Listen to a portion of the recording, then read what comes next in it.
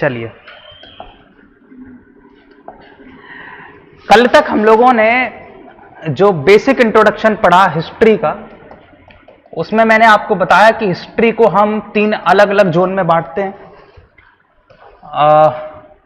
जो 3 अलग अलग हिस्ट्री के जोन हैं उनमें एक प्रागैतिहासिक काल कहलाता है, एक आद्य ऐतिहासिक काल कहलाता है और एक ऐतिहासिक काल कहलाता है। 3 अलग अलग हिस्से हैं, यानी कि हम यहां पर एक प्री हिस्टोरिक पीरियड की बात कर रहे हैं, प्रागैतिहासिक काल की बात कर रहे हैं। ठीक, प्रागैतिहासिक काल जो हमारा था, इसकी पहली खास बात यह थी, यहां पर हमें कोई भी टेक्स्ट पढ़ने को नहीं मिला है। पढ़ने को क्या मिला ही नहीं है, किसी भी किस्म का टेक्स्ट मिला ही नहीं है ना, नॉलेज ही नहीं थी लोगों को। हमें जो कुछ भी मिला है इस जोन में, वो सिर्फ और सिर्फ उस समय के कुछ पुरातात्विक साक्ष्य मिले हैं, है ना। तो हमें वहां पर कहीं ना कहीं स्टोन मिले हैं, है ना, और कुछ अन्य हम एविडेंस बोल सकते हैं जो उस दौर के लोगों के हैं, जो हमें मिले हैं। उसी के आधार पर हमने कहा कि ये हमारा जो कालखंड है ये प्रागैतिहासिक काल है। दूसरा कालखंड जो हमारा था वो हमारा आद्य ऐतिहासिक था। आद्य ऐतिहासिक में मैंने आपको बताया था क्या होता है, इसमें आपको टेक्स्ट तो मिलेगा, बट वो पढ़े कौन, उसको पढ़ना लिखना पॉसिबल नहीं है, हम पढ़ नहीं पा रहे उसको। ठीक है, टेक्स्ट तो मिला है बट उसको पढ़ा नहीं जा सका है ना। बाकी एविडेंसेस तो यहां पर भी हैं, बहुत सारे आपको एविडेंसेस मिल जाएंगे, यहां पर भी मिलेंगे। तीसरी बात आता है हमारा ऐतिहासिक काल, और जो ऐतिहासिक काल होता है उसको फिर से हम लोग 3 पार्ट में बांटे थे, एक एंशिएंट में, मिडिवल में और मॉडर्न में। ठीक है, बाद में हमने कहा था कि यही वाला जो हमारा प्रागैतिहासिक काल है ये 3 पार्ट में सब डिवाइड किया जा सकता है, जिसमें एक पुरापाषाण काल था, मध्य पाषाण काल था और एक नव पाषाण काल था। पाषाण काल मतलब स्टोन एज, पाषाण मतलब होता है पत्थर, पाषाण मतलब होता है पत्थर, तो इसलिए उसको हम कहते हैं स्टोन एज। अब स्टोन एज को भी हमने 3 अलग अलग पार्ट में डिवाइड किया। हमने कल इनको पढ़ा भी, एक हिस्सा हम लोगों ने पढ़ लिया था पुरापाषाण वाला, अभी मध्य वाला पढ़ना था और नव पाषाण काल को पढ़ना था।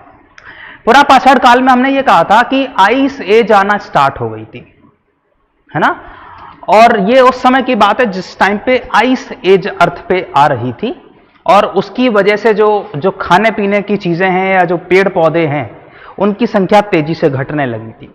ठीक है, और ऐसे में लोगों ने गुफाएं बनाना स्टार्ट कर दिया था, उनके अंदर रहना स्टार्ट कर दिया था, और उस समय जो औजार इस्तेमाल कर रहा था इंसान, वो औजार सामान्यतः क्वार्टजाइट के होते थे, और उन औजारों में कुछ औजार ऐसे थे जो नदियों के किनारे जो पत्थर घिस जाते हैं, पानी की वजह से जो घिस जाते हैं चिकने, उन पत्थर को पेबल बोला था मैंने, है ना, तो उसको पेबल संस्कृति भी बोला गया है। वो पेबल्स का यूज करता था। उसके बाद धीरे धीरे उसने और ज्यादा शार्प एजेस बनाना स्टार्ट किया, तो फलक संस्कृति भी आई। उसके बाद उसने उससे और कुछ काटने, चीरने, छिरनी जैसी चीजें निकाली, तो उसको फिर जो एज आई उसमें और शार्पनेस बढ़ गई धीरे धीरे। समय के साथ हमने देखा कि इस दौर का जो मानव था वो एक ही जगह पर स्टेबल होकर रहता था, गुफा के अंदर। लेकिन अब गुफा के अंदर रोटी पानी कैसे खाएगा, भाई भोजन तो चाहिए ही है ना। तो वो खाद्य आखेटक के साथ संग्राहक भी था। मतलब आखेटक का मतलब होता है शिकारी, हाँ, कि आप जाइए और शिकार करके जानवर को लाइए। तो जनरली उस समय का रूल ये था कि बड़ा शिकार करते थे, बड़ा जानवर मारते थे, छोटे जानवर वैसे ही नहीं थे ठंड की वजह से। ठंड में छोटे जानवर कभी नहीं दिखाई देंगे आपको, छोटा जानवर हमेशा मिलेगा गर्मी, बरसात, उमस के पीरियड में। कभी भी ठंड के मौसम में छोटा जानवर देख लेना, मिल जाए तो मिलेगा, आज ही नहीं मिलेगा, तब की तो बात ही अलग है। तो बड़े बड़े जीव मिलते थे, तो ये क्या करते थे, आखेट करते थे बड़े जीवों का, उनका शिकार करते थे। और बड़े जीवों का जैसे ही शिकार वो कर लेते थे, उसको स्टोर करके, संग्रह करके अपनी गुफा में रख लेते थे। अब चूंकि ठंड का मौसम है, खराब होना नहीं है 15-20 दिन, तो आराम से उसी को नोचते रहते थे, खाते रहते थे, नोचते रहते थे, खाते रहते। इस तरीके से उस समय के लोगों का जीवन चल रहा था। हमारा ये तो पूरा पाषाण काल की बात हो गई। हम जैसे ही मध्य पाषाण काल में आते हैं, कहते हैं कि यहां आइस एज अपने चरम पे थी।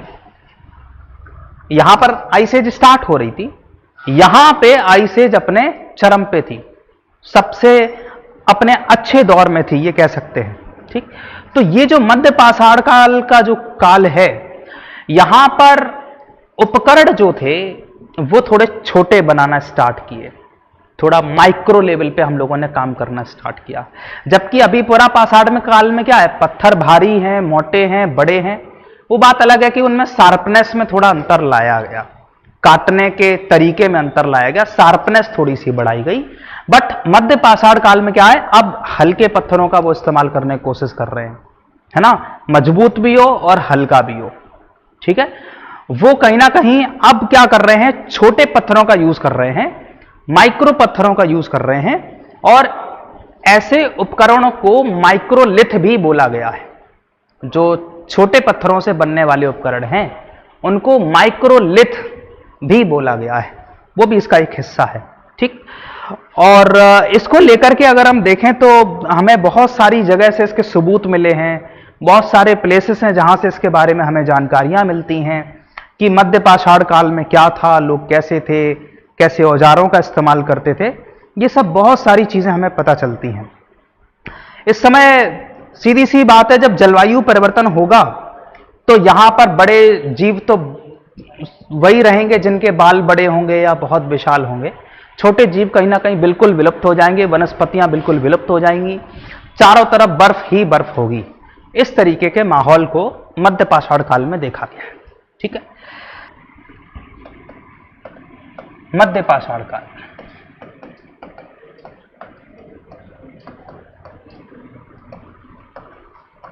मेसोलिथिक,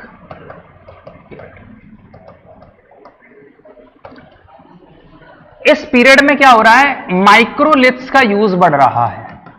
माइक्रोलिथ का मतलब होता है छोटे पत्थर। जो पत्थर इस्तेमाल हो रहे हैं वो छोटे पत्थरों का इस्तेमाल है। भाई शुरुआत का जो इंसान था उसको धातुओं का ज्ञान तो था नहीं, मेटल्स के बारे में वो नहीं जानता था।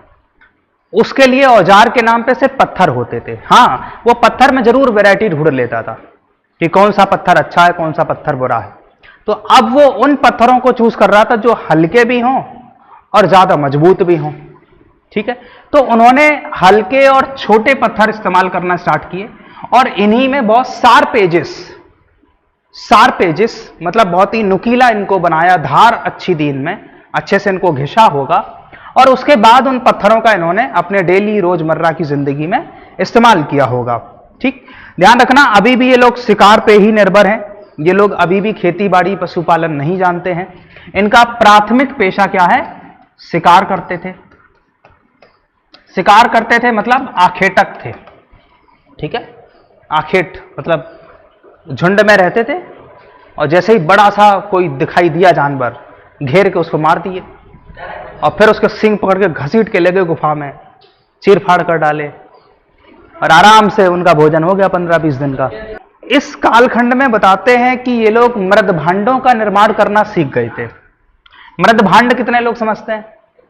मृद भांड मिट्टी के बर्तन, टेराकोटा, है ना।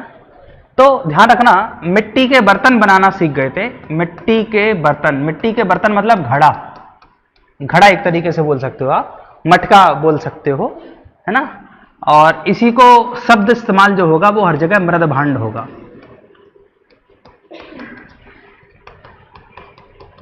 तो मृद भांड के बारे में ये सीख चुके थे, मृद भांड के बारे में इनको जानकारियां हो चुकी थी। ठीक, इस कालखंड के लोग एक चीज और सीख गए थे, वो है अंतिम संस्कार करना। हाँ, जो लोग थे उनका अंतिम संस्कार करना, अंत्येष्टि संस्कार करना भी सीख गए थे। हमें इसके लेकर 2 साइट मिली हैं जहां पर ऐसा देखा गया है कि अंत्येष्टि संस्कार लोगों ने किया है, अंत्येष्टि संस्कार लोगों ने किया है। और ऐसी 2 साइटें हमें मिली हैं, 2 साइटें मिली हैं। पहली साइट हमको मिली है सराय नहर राय, और एक है मौदहा। यहां से अंत्येष्टि संस्कार के चिन्ह मिले, यानी कि इंसान थोड़ा समझदार भी हो चुका था अब समय के साथ। देख रहे हो, अपने रोजमर्रा की जिंदगी में पानी वानी पीने के लिए घड़े अड़े का इस्तेमाल करना स्टार्ट कर दिया है ना। और साथ ही साथ उसने अंत्येष्टि संस्कार करना भी स्टार्ट कर दिया। मतलब फैमिली में अगर कोई मृत हो गया तो उसको अंत्येष्टि संस्कार में दफना देते थे जनरली। उस समय हालांकि जलाने की प्रक्रिया नहीं थी। सराय नहर राय प्रतापगढ़ में मौजूद एक प्लेस है जहां से अंत्येष्टि संस्कार के चिन्ह मिले हैं। और ऐसे ही मौदहा जो है ये हमीरपुर में मिलेगा। अब यहां से दो तीन चीजें हैं जो निकल करके आ रही हैं, वो ये कि इंसान थोड़ा वक्त के साथ समझदार हुआ, अपने लोगों को जानने लगा, उनके अंत्येष्टि संस्कार की प्रक्रिया करने लगा। इस समय लोग जलाते तो नहीं होंगे, क्यों? क्योंकि आग के बारे में जानते तो थे बट उसका यूज करना नहीं जानते थे। आग की जानकारी थी कि ये आग है, लेकिन इसका यूज क्या करना है ये किसी को जानकारी नहीं थी।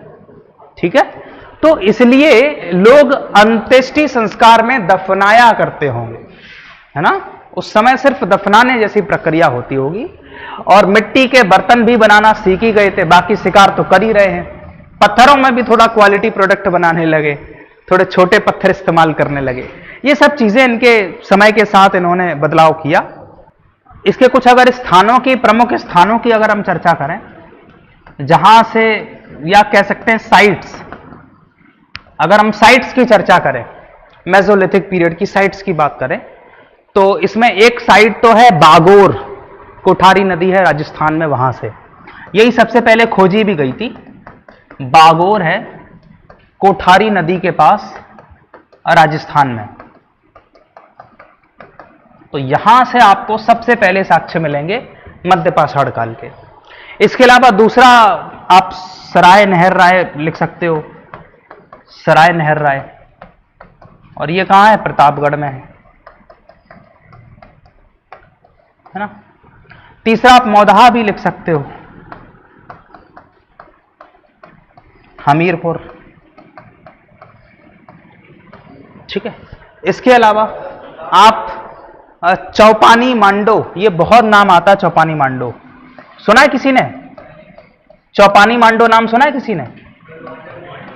चौपानी मांडो नहीं सुना है? ये एग्जाम में मतलब बहुत ज्यादा बार पूछा भी गया है और बहुत ज्यादा इंपॉर्टेंट भी है। चौपानी मांडो इलाहाबाद में है, ये इलाहाबाद में है, बहुत इंपॉर्टेंट नाम है ये। ठीक है, इलाहाबाद का चौपानी मांडो। ठीक है, अब यहां पे एक सवाल एक बार पूछा यह गया कि बताइए विश्व का सबसे प्राचीन जो मृदभांड का साक्ष्य मिला है, मृदभांड मतलब सॉरी मिट्टी का बर्तन, जो सबसे पुराना हमें साक्ष्य आज दिन तक मिला है, वो कहां से मिला है? तो ध्यान रखना वो मिला है चौपानी मांडो से, है ना। प्राचीन मृदभांड के साक्ष्य यहीं से मिले। सबसे प्राचीन साक्ष्य, सबसे प्राचीन जो साक्ष्य मिले हैं मृदभांड के, वो हमें कहां से मिले हैं? तो हमें मिले हैं चौपानी मांडो, इलाहाबाद का प्लेस है, इंपॉर्टेंट प्लेस है, यहां से हमको मिले। ठीक, चलिए अब आते हैं नव पाषाण काल पे। ठीक है, मध्य पाषाण काल हमारा हो गया। अब लिख लिया ना सबने? नियोलिथिक एज पर आए। ठीक, चलो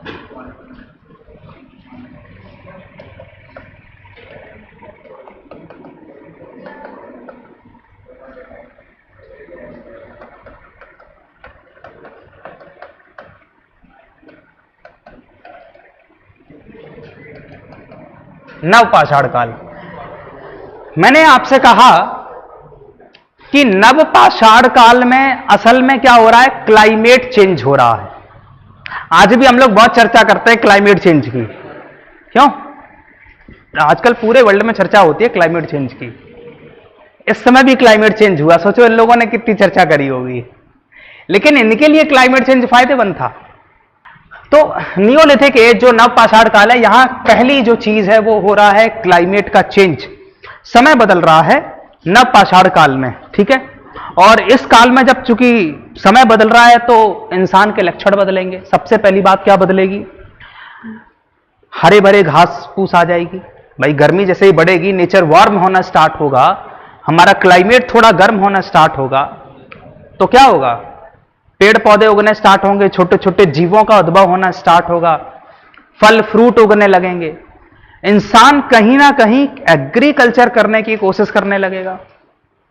नहीं, दूसरी चीज यह होगी कि इस एज में आप देखोगे छोटे छोटे जीव जंतु भी आ गए।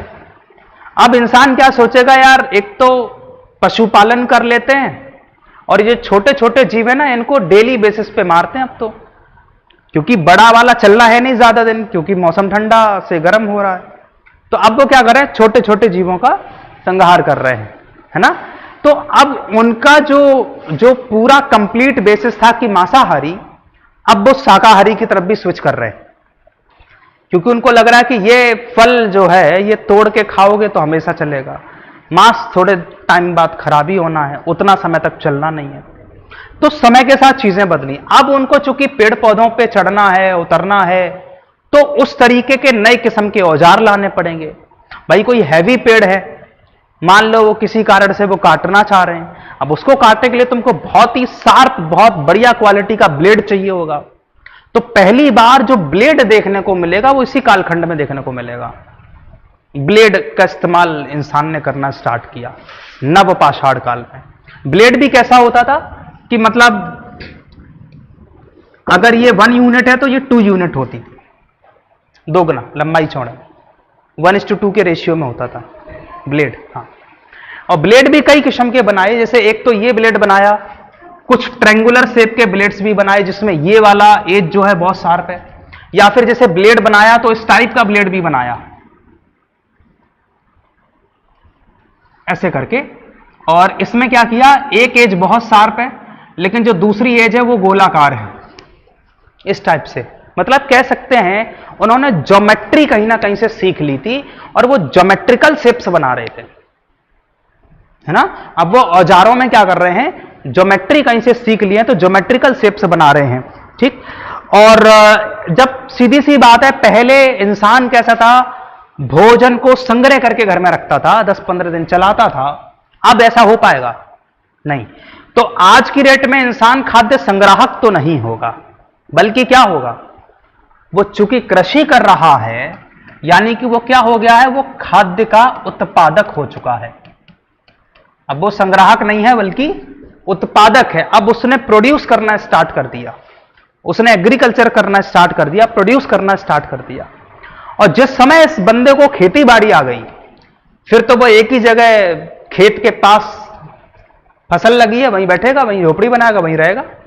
यानी कि जो पहले का इंसान मूवमेंट करता था, आज यहां घर है, कल वहां है, परसों वहां है, अब वो भी बंद हो गया, एक ही जगह स्टैब्लिश हो गया।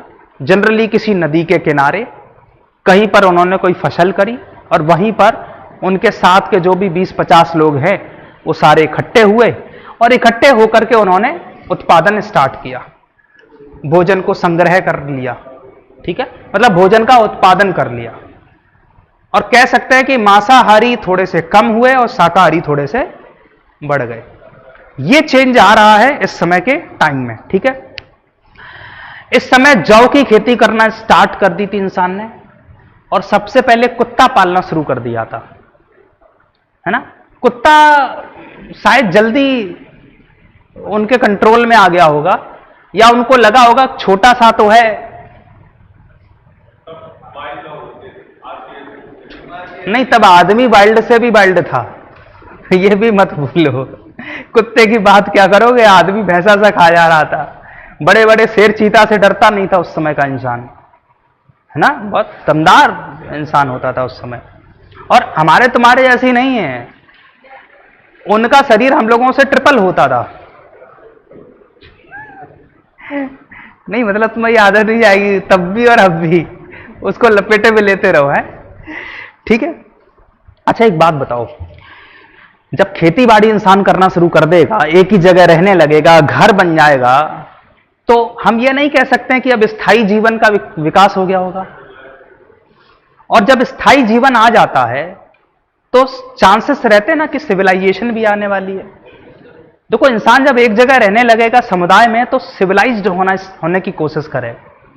और नव पाषाण काल और जो हड़प्पा है इसके बाद आई, ये बीच में एक ट्रांजिशन फेज है जहां पर ह्यूमन क्या कर रहा है, खुद को सिविलाइज्ड करने की कोशिश कर रहा है। क्योंकि अब वो देखो पशुपालन कर रहा है, बढ़िया बकरियां करियां सब पाल रखी हैं, ठीक। साथ ही साथ वो क्या कर रहा है, अपना भोजन भी उगा ले रहा है, ठीक। फैमिली सब एक जगह बस गई हैं, घर झोपड़ी उन्होंने बसा ली है। तो कह सकते हैं कि बहुत हद तक वो एक स्थायी जीवन में आ चुका है। और अब धीरे धीरे वो जब समाज में रहेगा तो कोशिश करेगा एक दूसरे से लड़ाई ना हो, लड़ाई से कैसे दूर रहें। अब उन्होंने उत्पादन किया, किसी ने कुछ और उत्पादन किया, तो वो कहेगा नहीं तुम मुझे दे दो, तुमने दूसरी चीज उगाई है, मैंने दूसरी चीज उगाई है, तुम मेरा ले लो। अब इसमें एक चक्कर फंसेगा कि भाई सामने वाला कह रहा नहीं दे रहे, वो कहेगा नहीं ले रहे, फिर क्या करोगे। तो उस समय व्यापार की कुछ गतिविधियां स्टार्ट हुई होंगी, वस्तु विनिमय प्रणाली अपनाई गई होगी कि जितना तुम हमको सामान दोगे बदले में उतना ही वैसे ही सामान हम कोई और सामान तुमको दे देंगे। ऐसे ही पत्थरों को कोई खोज के लाया, बड़ा यूनिक किस्म का पत्थर, तो उन्होंने कहा ये तुम्हारे पास है, मेरे पास ये चीज है, चलो एक्सचेंज कर लेते हैं। तो एक्सचेंज मेथड आ रहा है, कहीं ना कहीं व्यापार भी आ रहा है क्योंकि प्रोडक्शन हो रहा है।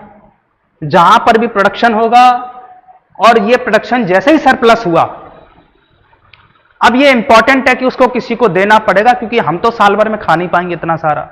जैसे मान लो तुम्हारे खेत में 10 कुंटल गेहूं हो गया, अब तुम्हारे घर की खपत 2 कुंटल है, 8 कुंटल क्या सड़ाओगे, तुम्हें बेचना ही पड़ेगा अल्टीमेटली। अब जो सरप्लस हो गया उसको बेचने के लिए तुम मंडी में जाओगे, कोई ग्राहक तलाशोगे, तब जाके उसको बेचोगे। अब उस समय मंडी अंडी जैसा कुछ सिस्टम था नहीं, बस ये था कि सब लोग अपना अलग अलग किस्म की चीजें उगा रहे थे। अब किसी को मान लो जौ नहीं खाना है, कुछ और खाना है, तो वो कह रहा भैया ये चीज हमको दे दो, कहेगा नहीं बदले तुम हमको जौ दो। तो क्या है, एक्सचेंज कर लिए, एक्सचेंज मेथड था ना, यानी कि गुड्स के एक्सचेंज के माध्यम से वहां पर इकोनॉमी चल रही थी। लड़ाई झगड़ा ना हो इसलिए सिविलाइज्ड मैनर में रहने लगे। कुछ छोटे छोटे रूल बना लिए कि हर किसी का अपना अपना घर होगा, सब अपने अपने घर में रहेंगे। पहले क्या होता था, कोई भी कहीं भी पड़ा हुआ है, धीरे धीरे क्या हो रहा है, सिविलाइज्ड हो रहा है, इंसान सीख रहा है, कुल मिला के आसपास के माहौल से सीख रहा है, ठीक। और मैंने कहा था कि शुरुआत में जो हमारा पैलियोलिथिक एज थी या जो मेसोलिथिक एज थी, इंसान ने आग की खोज तो कर ली थी लेकिन यूज करना नहीं जानता था। यहां पर क्या हुआ, पहली बार उसने आग का यूज भी किया। जब यूज करना स्टार्ट किया तो अब वो मांस को ना बढ़िया तरीके से रोस्ट करके खा रहा है,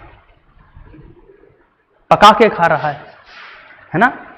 सब्जी अब्जी को बना ले रहा हो, है ना, कुछ भी हो सकता है। मतलब जब वो खाद्य उत्पादक है, जौ का उत्पादन कर रहा है, कुछ और चीजों का उत्पादन भी धीरे धीरे सीख जाएगा, तो सीधी सी बात है, अनाज भी है, पकाने का तरीका भी है, तो अब उसके पास चॉइसेस ज्यादा आ चुकी हैं पहले से ज्यादा सिविलाइज्ड हो चुका है, पहले से ज्यादा समझदार हो गया है। कहते हैं कि एक घटना ने नव पाषाण काल के इंसान को बदल करके रख दिया और वो अचानक से आधुनिक हो गया। एक घटना मात्र, वो एक घटना मात्र थी पहिए की खोज। आपको लगेगा ये कितनी छोटी खोज है, इसमें क्या खोज लिया तुमने, पहिया खोजा तो क्या खोजा, कुछ नहीं। उस समय के इंसान से सोचो, पहिया उसके लिए कितना महत्वपूर्ण चीज थी, क्योंकि वो ऑलरेडी बैल का इस्तेमाल तो कर ही रहे थे, जानते ही थे। लेकिन वो ये नहीं जानते थे कि अगर पहिए हों तो पहिए की कोई गाड़ी बना करके बैलगाड़ी बन सकती है, और बैलगाड़ी अगर होगी तो बहुत दूर तक हम ट्रेवल कर सकते हैं, बहुत दूर दूर तक जा सकते हैं, बहुत सारे नए आयाम खोजे जा सकते हैं। इंसान जब विचरण करेगा, 4 जगह देखेगा, नई चीजों की खोज करेगा, तभी ना उसके हाथ में कुछ नया लगेगा। जैसे ही गाड़ी की खोज हुई, बैलगाड़ी की पहिए के बाद, फिर तो ये मान लो कि साइकिल वाले घर में मर्सिडीज आ गई है। अचानक से इंसान आधुनिक हुआ, और तभी आपने देखा गांव वाला जो माहौल अभी दिख रहा है, झोपड़ियां दिख रही हैं। आगे आने वाले नवपाषाण काल के आगे आने वाले समय में सीधा हड़प्पा काल में हम आ जाते हैं। और हड़प्पा क्या है? City, well designed structured city. इंसान ने इसको काफी सालों में सीखा होगा, इसमें बहुत वक्त लगा होगा, हजारों साल का वक्त लगा होगा, तब जाके इंसान इतना सिविलाइज्ड हुआ होगा। लेकिन एक एक कड़ी दर कड़ी ना उसने सीखा है, इनोवेट किया है। इंसान मैं कह रहा हूं ना, पूरा पाषाण काल से ही इनोवेट कर रहा। पहले मुथरा हुआ पत्थर इस्तेमाल कर रहा था भारी भरकम, धीरे धीरे उसको घिस करके उसने और थोड़ा शार्प किया। उसके बाद में वो माइक्रोलिथ ले आया, बहुत छोटे छोटे पत्थर एकदम शार्प एज में, फट से काट दो। और उसके साथ समय में देख रहे इनोवेट करके वो खेती बाड़ी भी कर ले रहा है, वो पशुओं का उनको पाल पोस भी रहा है, पशुपालन भी कर रहा है, पहिए की खोज भी कर ली है, आग का यूज भी करने लगा है ना। तो इस कालखंड में बहुत सारी चीजें हो रही हैं। तांबे की खोज अंतिम दौर तक आते आते हो जाती, लेकिन नवपाषाण काल में तांबे का यूज बहुत ज्यादा नहीं था। हां ये जरूर है, खोज हो गई, इंसान को पता चल गया, बट इसका यूज जब करना स्टार्ट करेगा ना इंसान, तो जो नया कालखंड आएगा वो ट्रांजिशन होगा from the stone age to copper age. ठीक है, अभी हम स्टोन एज में हैं, लेकिन अब नवपाषाण काल में क्या हो रहा है? कॉपर की खोज हो रही है, तांबे की खोज हो रही है। तो अभी तक हमने जो कालखंड पढ़ा है वो स्टोन एज है, लेकिन आप चूंकि जब कॉपर की खोज हो जाएगी तो वो कालखंड क्या कहलाएगा? कॉपर एज कहलाएगा। कॉपर एज की कुछ संस्कृतियां हैं लिमिटेड, 2-3, उनके बारे में मैं आपको बताऊंगा, जिसमें एक बनास संस्कृति है, एक मालवा संस्कृति है, ये 1-2 संस्कृतियां हैं, जोरवे संस्कृति है महाराष्ट्र की, ये 2-3 हैं जिनका जिक्र कभी कभार पेपर में आता है, पूछी जाती हैं, और इन्हीं 3 की चर्चा करेंगे कॉपर एज में। उसके बाद भी क्या होगा? इंसान क्या करेगा? कॉपर के बाद कहीं से उसको टिन मिल जाएगा, है ना, ये कहीं से टिन की खोज कर लेगा, अफगानिस्तान वगैरह में उसको टिन मिल जाती है इंसान को। तो जब टिन मिल जाती ना, तो वो कॉपर के साथ इस टिन को जब मिलाएगा ना, तो एलॉय बना देगा। आपकी बार क्या बना देगा? एलॉय, यानी कि मिश्र धातु। और कॉपर और टिन को मिलाने से बनता है क्या? ब्रॉन्ज, कांसा। क्या बनता है? ब्रॉन्ज। तो अब अगली जो एज आएगी वो आएगी ब्रॉन्ज एज। कौन सी? यानी कि कांस्य युगीन सभ्यता, कांसे का युग आ जाएगा। काय का? कांसे का। और कांसा जब हो जाएगा तो कांसे के बाद इंसान खोज पाएगा काय को? आयरन को, लोहे को। और तब आएगी हमारी जो एज है वो है आयरन। तो ध्यान रखना, ये जो क्रोनोलॉजी आप देख रहे हो, टाइम के साथ विद रिस्पेक्ट टू टाइम जो इंसान की इनोवेशन हो रही है, ये भी पेपर में पूछ ली जाती है कि पहला युग था स्टोन एज, उसके बाद आती है कॉपर एज, उसके बाद आती है ब्रॉन्ज एज, उसके बाद आती है आयरन एज।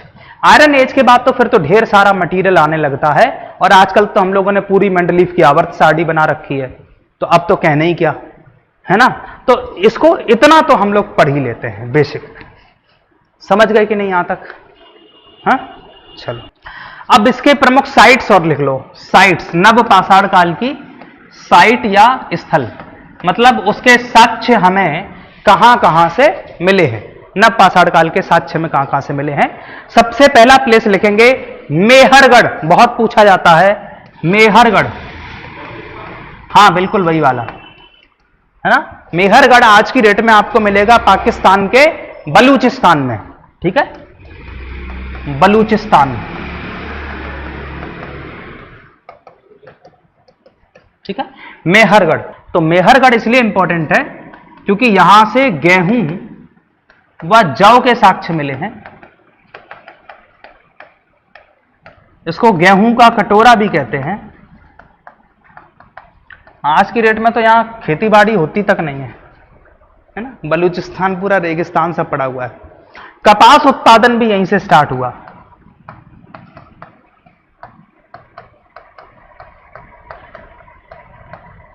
ठीक है, कपास उत्पादन भी यहीं से स्टार्ट हुआ है। और मेहरगढ़ जो नव पाषाण काल की बस्तियां हैं उनमें भी सबसे प्राचीन है। ये प्राचीन नव पाषाण कालीन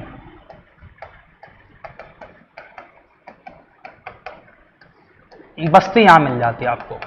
तो ये इसकी खास बात है मेहरगढ़ बलूचिस्तान की। दूसरा प्लेस भी बहुत ज्यादा इंपॉर्टेंट है, पेपर में खूब आता है, वो है बुर्ज होम कश्मीर। बहुत पूछा जाता है बेटा, बुर्ज होम कश्मीर, यहां से भी खूब अच्छे से क्वेश्चन आता है। बुर्ज होम कश्मीर का अर्थ है एक वृक्ष है जिसका नाम होता है भुर्ज, है ना? हाँ, वृक्ष है, एक पेड़ है, तो उसी से इसका नाम बना है। ठीक है, वहां पर भुर्ज नाम का, जो भुज जिसको हम लोग बोलते हैं आजकल, तो वो पेड़ यहां पर बहुत मिलता है। ठीक है, और स्थायी रूप से लोग यहां पे बसने लगे थे, और यहां पे लोग ना गड्ढों में रहते थे, कहने का मतलब है गुफाओं में रहते थे। ठीक है, तो स्थायी बस्ती के साक्ष्य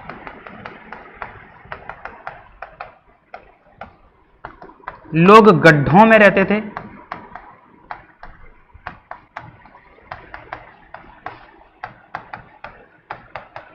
आज भी कश्मीर में कई जगह ऐसे लोग हैं जो गुफा से खोद करके उसके अंदर रहते हैं। ये कोई पुराना नहीं है, आज भी ऐसा होता है। ठीक, और यहां पर एक साक्ष्य ये मिला है कि पालतू कुत्ते दफनाए जाते थे। पालतू कुत्ते दफनाए जाते थे, पालतू कुत्ते दफनाए जाते थे। कश्मीर में है तीसरा प्लेस गुफ कराल कश्मीर।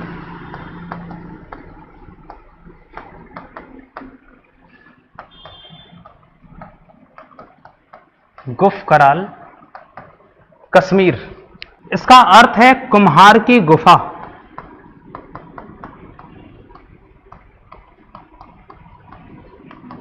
कुम्हार की गुफा इस शब्द का मतलब है। और यहां से हमें मृद भांड और हड्डी के औजार मिलेंगे।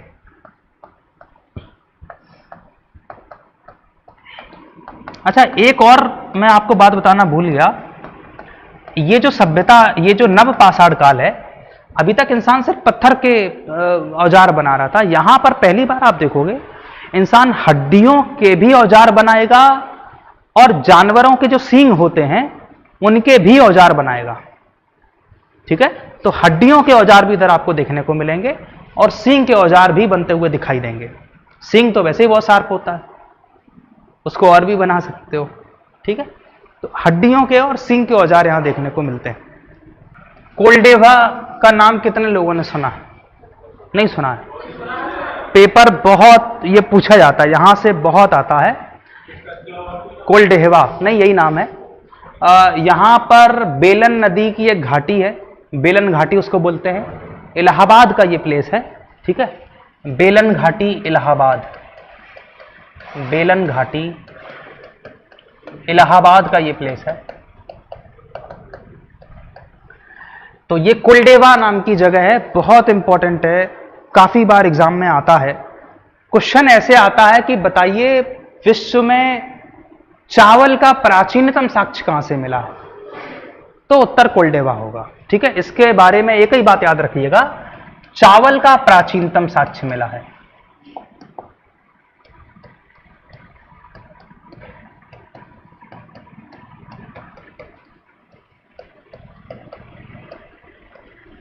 गेहूं का कहां से मिला था? मेहरगढ़। मेहरगढ़ गेहूं के लिए प्रसिद्ध है, और कोलडेवा चावल के लिए प्रसिद्ध है। यानी कि 3 खेतीबाड़ी तो पक्का हो रही थी, गेहूं, चावल और जौ, यही सबसे इंपॉर्टेंट है। ये है तो मतलब आदमी आराम से, हमारा आजकल का बिहारी अकेले चावल पे पूरी जिंदगी काट लेता है। एक और प्लेस की चर्चा करते हैं, 5वां प्लेस हमारा, यह है बिहार का चिरांद।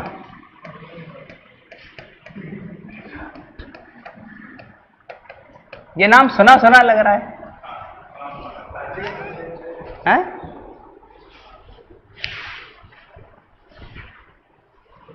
ये एकमात्र स्थल है जहां से हड्डी के उपकरण मिले हैं।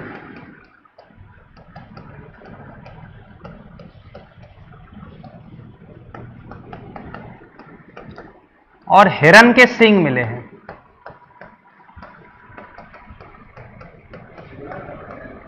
एकमात्र प्लेस है जहां से हड्डी के उपकरण मिले हैं और हिरन के सींग मिले हैं।